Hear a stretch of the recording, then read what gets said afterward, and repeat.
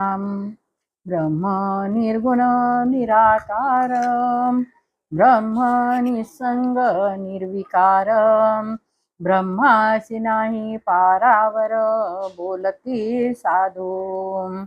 ब्रह्म ब्रह्म काय आहे ते इथे समर्थ सांगतायत. ब्रह्म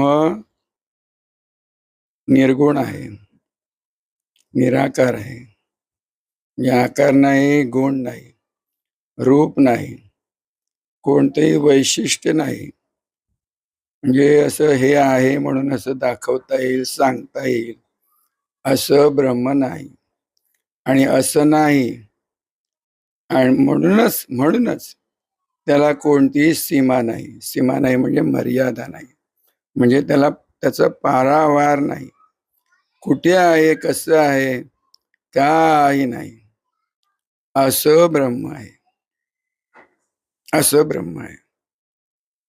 आणि अगदी थोडक्यात खूप नावं ब्रह्म कशाला म्हणावा, कोण म्हणावं अशी त्याची विशेष नामं खूप दिलेली आहेत या समासात. कितवा समास आहे?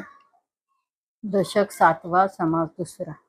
7व्यातला दुसरा समास आहे. बरं ठीक आहे. एक लक्षात ठेवा, ते जे ब्रह्म म्हणतात ना, ब्रह्म म्हणून जे काय असेल ते ब्रह्म दुसरे तिसरे काही नाही, कोणी नाही. तर आपणच ते म्हणजे स्वये म्हणजे निज अंगे, आपल्या अंगाने आपण, स्वतः स्वरूप ते आपण आहोत असा निश्चय करा आणि सद्गुरु वचनावर दृढ विश्वास ठेवा. सद्गुरु वचन ऐकलंय ना, ते सद्गुरु वचनच केवळ अंगी बाणवा. जगावर विश्वास ठेवू नका, सद्गुरु वचनावर आणि सद्गुरूवर विश्वास ठेवा. असं एक आणखी ते समर्थाने सांगून ठेवलंय की मने वीण प्राप्ती आहे. या ब्रह्माची, या परब्रह्माची प्राप्ती मने वीण आहे. याचा अर्थ काय? याचा अर्थ मन जे काय आहे, तुम्ही स्वतःला समजता, मन तुम्हाला हवं तसं वागवतं, त्यामुळे मनाचं तुम्ही ऐकता. तर इथे पहिली गोष्ट काय करायची आहे, तर मन जे आहे त्यालाच न मन करायचंय. म्हणजे मन उरू द्यायचं नाही. न मन, तर मना वेगळे तुम्ही असता, तुम्ही आहात. तू स्वरूप म्हणून तुम्ही मना वेगळे आहात. एवढी साधी गोष्ट लक्षात ठेवायची. मन नमन झालं पाहिजे. ज्या ज्या क्षणाला तुमचं मन नमन होईल, खऱ्या अर्थाने ते नमन असतं सद्गुरूला. खऱ्या अर्थाने ते नमन असतं सद्गुरूला. नमस्कार म्हणजे काय, तर नमन होणं. नमन ज्या क्षणाला होता, त्या क्षणाला तुम्ही ब्रह्मरूप असता. तेव्हा मनाच्या पकडी बाहेर तुम्ही असता, म्हणून मनाच्या पकडी बाहेर राहा. मनाचं ऐकू नका, मनाचं ऐकायचं नाही. मन जे काही सांगतं ते ऐकायचं नाही. मग तुम्ही जसे राहता उरता ते परब्रह्म स्वरूप असता. बघा केवढी साधी गोष्ट आहे. या समाजात ही महत्वाची गोष्ट लक्षात ठेवा की तुम्ही न मन आहात. स्वरूपाने तुम्ही कसे आहात, न मन आहात. आणि म्हणून मन तुम्हाला नाही.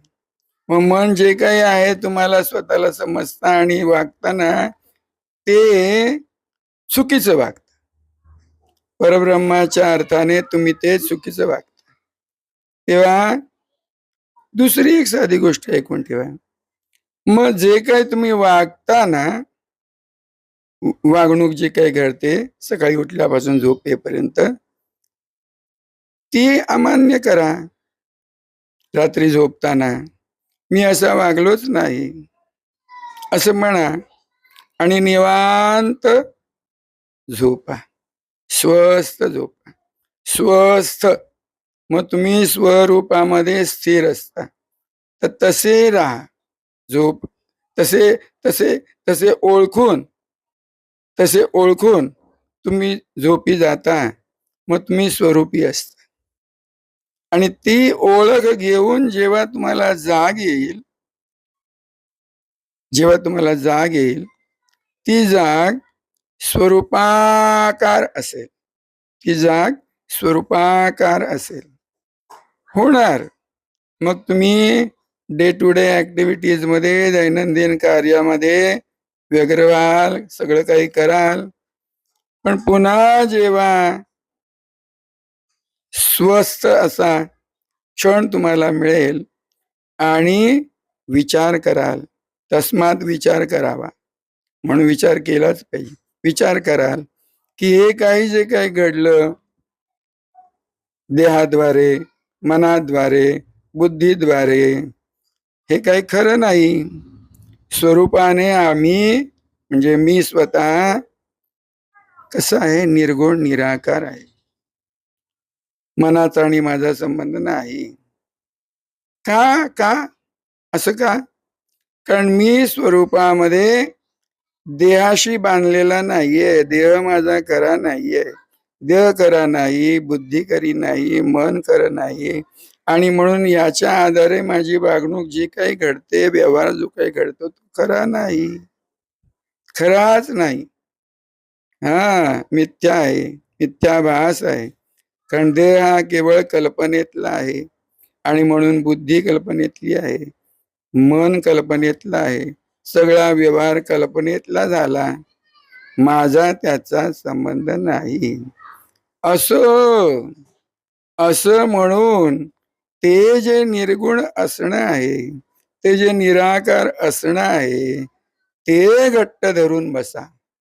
आणि त्याची सवय होण्यासाठी सद्गुरु वचन प्रमाण माना आणि सद्गुरु वचनाशीच केवळ प्रामाणिक राहा. म्हणजे तुम्ही सद्गुरूशी प्रामाणिक राहता, जगाशी नाही. जगाचा व्यवहार जरी घडला तरी तुमचा प्रामाणिकपणा, तुमचं नातं, तुमचं सख्यत्व, तुमची भक्ती, तुमचं प्रेम केवळ सद्गुरूशी असतं, सद्गुरु वचनाशी असतं. आणि असं जेव्हा घडतं, सद्गुरु वचनाबाहेर तुम्ही जेव्हा नाही असं तुम्हाला कळता, तेव्हा तुम्ही स्वरूपामध्ये स्थिर आहात हे तुम्हाला कळतं. स्वरूपाबाहेर तुम्ही कधीच नाही हे तुम्हाला कळतं. आणि मग आपण अजन्म आहोत. आय एम अनबॉर्न हा तुमचा अनुभव होतो. हा तुमचा अनुभव होतो, लक्षात घ्या. अनुभवाशिवायचा अनुभव होतो तुमचा स्वतःचा. ते स्वरूप म्हणून अमृत असं, अस्सल असं, अस्सल असं तुमचं असणं तुम्ही धरून राहता. मग धरू जाता धरिता नाहीये, टाकू जाता टाकिता नाही. हा जो दासबोध आहे तो तुमचा काय होतो, रोजचा बोध होतो. रोजचा म्हणजे नित्याचा बोध होतो. आपलं अमृत असणं तुम्ही होऊन राहता. जय गुरु. राजाधिराज सद्गुरुनाथ निसर्गदत्त महाराज की जय. राजाधिराज सिद्धरामेश्वर महाराज की जय. श्रीराम शोची भावे सावधान,